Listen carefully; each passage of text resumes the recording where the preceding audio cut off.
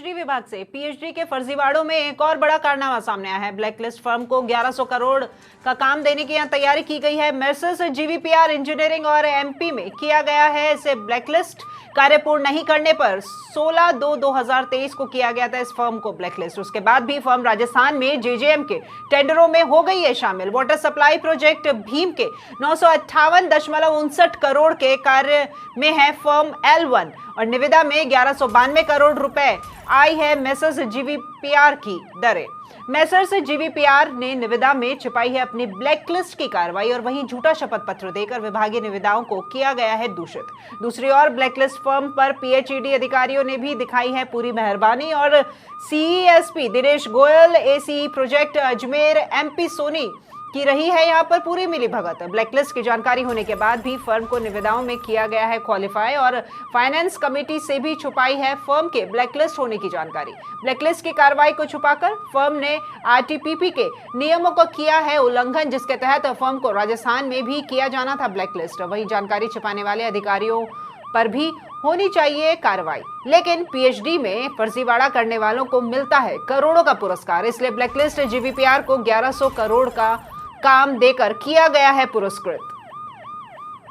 और इस खबर पर अधिक जानकारी के लिए जुड़ते हैं हमारे वरिष्ठ संवाददाता जितेंद्र शर्मा के साथ में। जी जितेंद्र, यहाँ पर मेसर्स जीवीपीआर जो कि पहले से ही ब्लैकलिस्ट फर्म थी और इस ब्लैकलिस्ट फर्म को यहाँ पर 1100 करोड़ का काम देकर पुरस्कृत किया गया है। जितेंद्र जी बिल्कुल सही कहा रखिए आपने कि जो आरटीपीपी के रूल्स है उसके अकॉर्डिंग किसी भी ब्लैकलिस्ट फर्म को कोई काम नहीं दिया जा सकता, लेकिन राजस्थान में जीवीपीआर इंजीनियरिंग को करोड़ों रुपए का काम देने की तैयारी चल रही है। यह फर्म अभी चालू पिछले वित्तीय वर्ष में ही फरवरी 2023 में एमपी में ब्लैकलिस्ट किया गया था, क्योंकि फर्म ने 3.5 साल में एक 700 करोड़ के प्रोजेक्ट का काम पूरा करना था, लेकिन उस काम को 5 साल बाद भी पूरा नहीं होने के बाद में एमपी सरकार के जो सिंचाई विभाग है उसने इस फर्म को ब्लैकलिस्ट किया था और अभी वर्तमान में भी ये फर्म ब्लैकलिस्ट है। लेकिन एक ब्लैकलिस्ट फर्म द्वारा इस तथ्यों की तमाम जो जानकारी है इसको छुपाकर राजस्थान में जो जेजेएम के टेंडर थे उनमें पार्टिसिपेट किया और झूठा शपथ पत्र दिया और उन शपथ पत्रों में ब्लैकलिस्ट की कार्रवाई को छुपाया गया और कई निविदाओं को दूषित किया। जी बिल्कुल जितेंद्र, भीम विधानसभा क्षेत्र की जो वाटर सप्लाई है योजना है, करीब 958 करोड़ की ये योजना है जिसमें इस फर्म ने पार्टिसिपेट किया था। 2 अन्य फर्में भी आई थी, लेकिन उस निविदा में यह फर्म L1 रही है जिसकी दरें भी बहुत ज्यादा आई है। 950 करोड़ के प्रोजेक्ट की दरें करीब 1200 करोड़ रुपए आई है, जिसमें इस फर्म को विभाग ने इसकी दरों को जस्टिफाई ठहराते हुए और वित्त विभाग को इसकी फाइल भेजने की प्रक्रिया अपनाई जा रही है। जबकि नियमानुसार ये होना चाहिए कि एक ब्लैकलिस्ट फर्म को तत्काल प्रभाव से ब्लैकलिस्ट किया जाना चाहिए, निविदा से बाहर किया जाना चाहिए और जिस फर्म ने ये जानकारी छुपाई है उसको राजस्थान में भी ब्लैकलिस्ट किया जाना था। लेकिन विभागीय अधिकारियों की मिलीभगत के चलते ये सारा खेल खेला जा रहा है। राजस्थान में पीएचडी विभाग में फर्जीवाड़ों की ऐसी कई कहानियां हैं, ऐसे कहा जा सकता है कि दूसरे शब्दों में फर्जीवाड़ों का गढ़ बन चुका है जलदाय विभाग।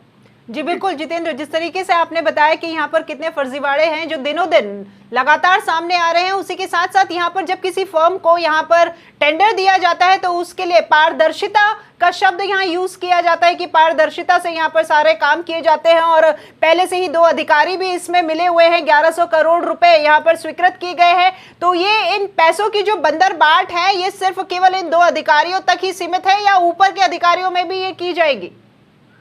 देखिए, ये पूरा एक तरीके से कहा जाएगा कि एक संस्थागत भ्रष्टाचार है जिसमें सबकी मिलीभगत से ये खेल खेला जा रहा है।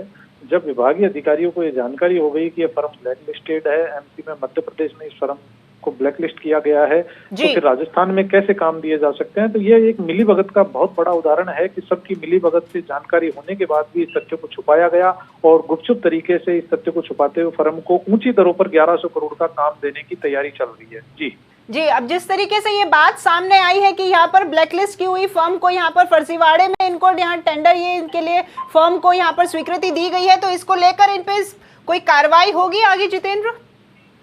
देखिए, ये अभी गणतंत्र ने इस मामले को उठाया है तो जल्दी उम्मीद की जा रही है कि इतने गंभीर मामले को जलदाय विभाग के जो आला अधिकारी है वो अब इस पे कुछ न कुछ कार्रवाई करते हैं या फिर इस मामले को दबाने का प्रयास किया जाता है, ये तो आने वाले समय में पता चलेगा। लेकिन ये इतना गंभीर मामला है कि इसमें कार्रवाई करना जरूरी है। अगर विभाग इसमें कार्रवाई नहीं करता है तो पूरी तरह से साबित हो जाएगा कि इसमें जलदाय विभाग के अधिकारियों की पूरी मिलीभगत रही है। जी।